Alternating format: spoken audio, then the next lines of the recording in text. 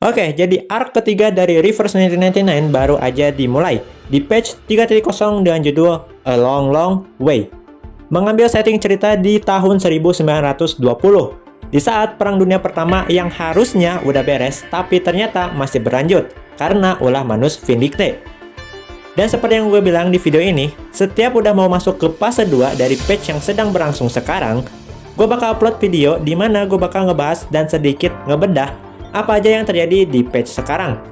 Dan gue udah nemu nama segmennya, namanya adalah Bekupat, Bedah Kupas Patch. Ya, nama sementara dulu aja lah ya. Oke, gue rasa cukup basa-basinya, langsung aja kita masuk ke inti videonya.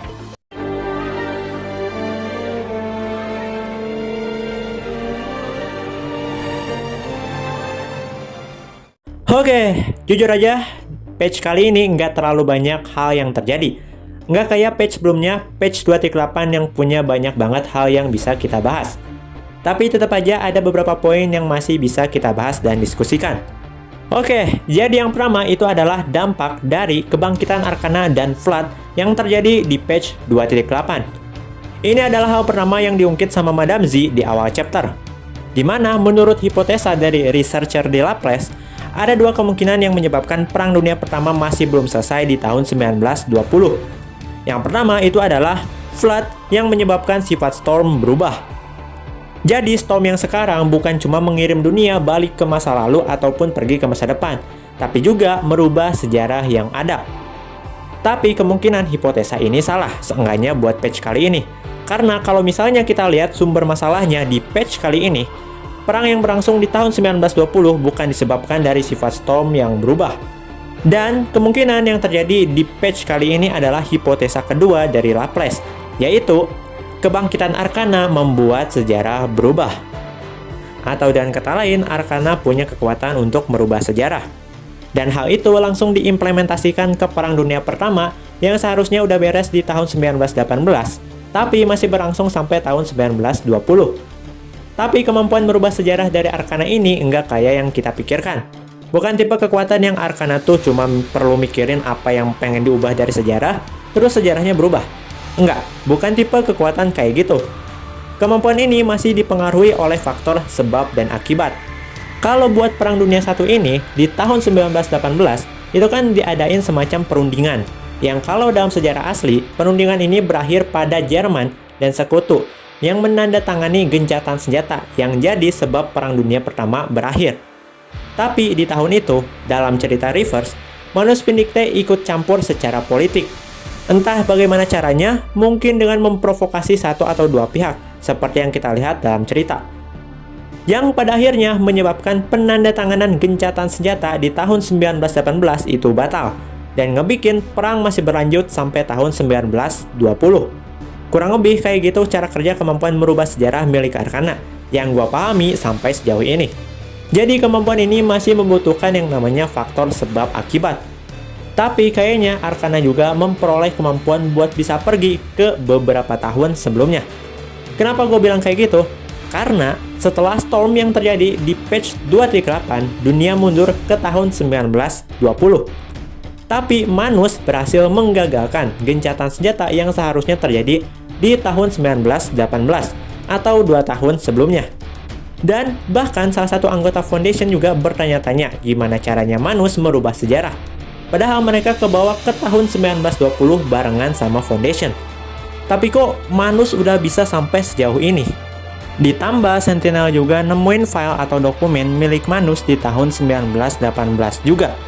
Jadi ada kemungkinan Arcana punya kemampuan buat bisa pergi ke beberapa tahun yang lalu sebelum Foundation nyampe ke tahun yang sekarang karena efek Storm. Yang mana hal seperti ini tuh belum pernah terjadi sebelumnya. Paling banter cuman kayaknya ya Manus lebih dulu nyampe ke era yang baru itu tuh ya mungkin beberapa hari. Contohnya di chapter 1 dan 2 waktu mereka nyampe ke tahun 1929. Tapi meskipun kelihatannya hipotesa kedua jauh lebih mungkin terjadi, kita tetap aja nggak bisa mengabaikan hipotesa yang pertama, yakni sifat Storm berubah akibat ritual Flood. Kita tinggal lihat aja nanti hipotesa mana yang beneran terjadi pasca Flood atau Storm yang terjadi di patch 2.8 kemarin. Bisa salah satunya, bisa dua-duanya benar, atau mungkin bisa aja dua-duanya salah. Kita lihat aja lah nanti. Oke, Buat poin kedua, menurut gua ini sedikit agak menarik, yaitu perpecahan di dalam Foundation. Jadi setelah Foundation tahu keadaan dunia saat ini, yaitu Perang Dunia Pertama yang masih berlangsung akibat ulahnya Manus, Foundation terbagi jadi dua kubu, yaitu kubu Merpati dan kubu Elang. Kubu Merpati pengen nyelesain semua masalah yang terjadi sekarang dengan cara damai dan permusyawaratan dan juga melibatkan politik. Dan kubu Elang pengen nyelesain masalah ini dengan cara langsung baku hantam atau perang ngelawan Manus. Masing-masing kubu tentu ngerasa kalau cara dari kubu lawan itu salah. Kubu Merpati ngerasa kalau langsung ngelawan Manus itu bakal nyebabin masalah baru nantinya, khususnya secara politik.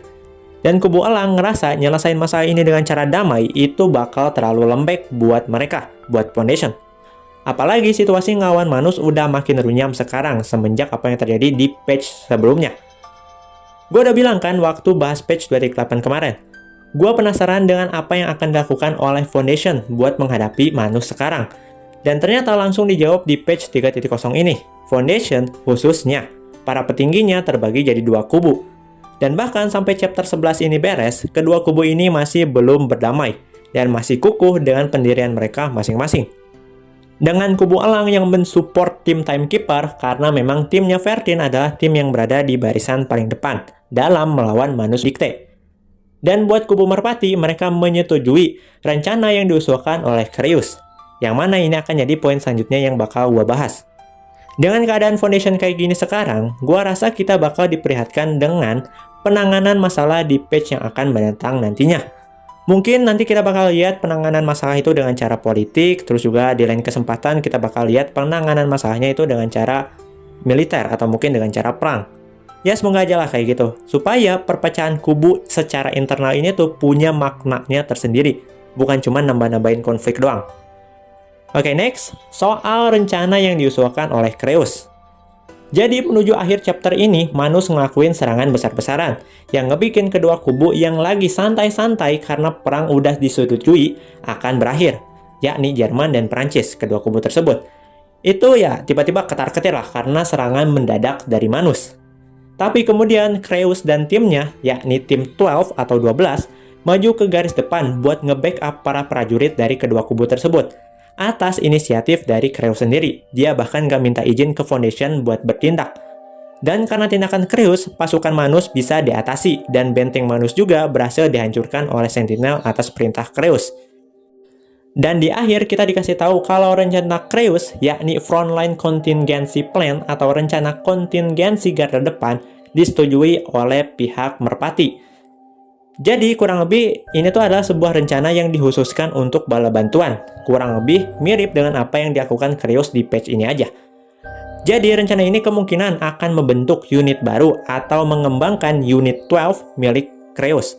Di mana unit ini akan bertugas dalam penyediaan personel cadangan, manajemen sumber daya, dan lain sebagainya.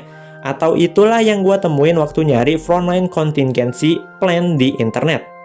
Dan unit ini kayaknya bakal fokus ke politik dan juga militer. Yang kalau beneran kejadian, berarti ini bakal jadi unit kedua dari Foundation setelah Razor yang bakal maju ke garis terdepan buat ngelawan Manus atau ngurusin urusan militer dan politik. Dan kayaknya di versi 3.3 nanti kita bakal diperlihatkan pada aksi dari unit ini.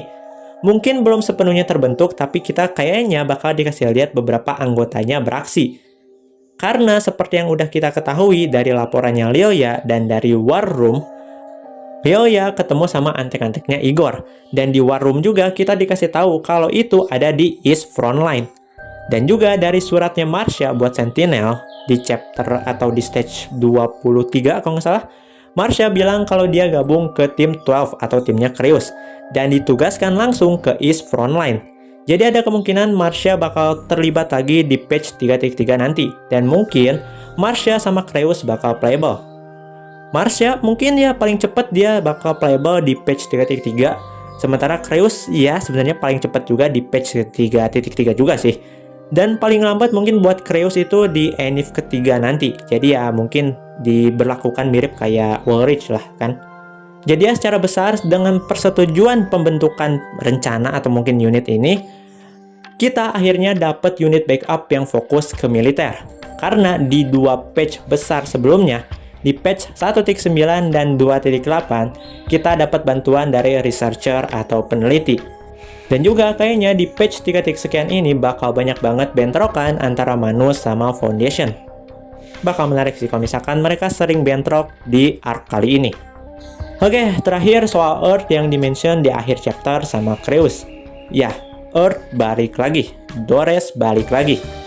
Cuman entah dia bakal muncul kapan, Creus juga belum memaparkan, belum ngasih tahu info itu ke Vertin dan juga ke kita.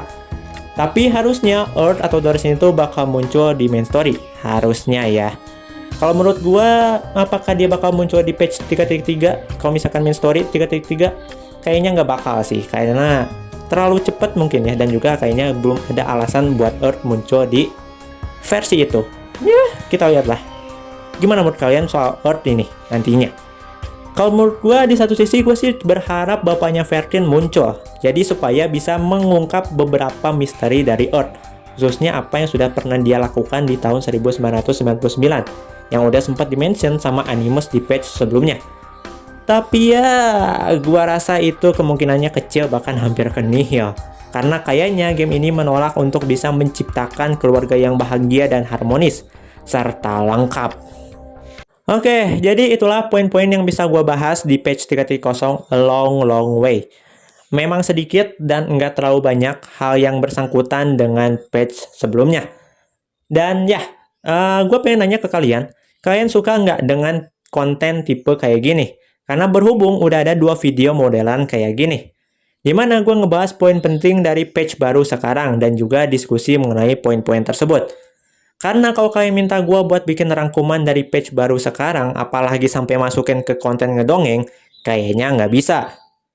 Karena gue pengen banget kalian punya experience kalian sendiri dalam menyelesaikan story-nya, dan punya perasaan dan pendapat kalian masing-masing. Jadi waktu konten ini diupload, kalian tinggal mengutarakan pendapat kalian dan kita nantinya diskusi bareng. Kalau misalnya kalian bilang, "Bang, tapi bahasa Inggris gue pas-pasan." Sama guys. Bahasa Inggris gue juga pas-pasan. Makanya konten ini ada. Jadi kalau kalian ada pertanyaan, kalian bisa nanya di kolom komentar. Entah itu nanti bakal gue sendiri yang ngejawab, atau mungkin ada orang lain yang lebih paham nanti bantu jawab. Ya, meskipun pas-pasan bahasa Inggris kalian, seenggaknya kalian punya experience kalian sendiri dalam menyelesaikan story-nya. Dan kalian juga punya pemahaman kalian sendiri dalam story-nya. Nanti tinggal tukar pikiran aja. Ya, kurang lebih kayak gitu. Gue tunggu feedback-nya dari kalian. Oke, sekian videonya. See you in the next time, in next video with next content. Bye-bye.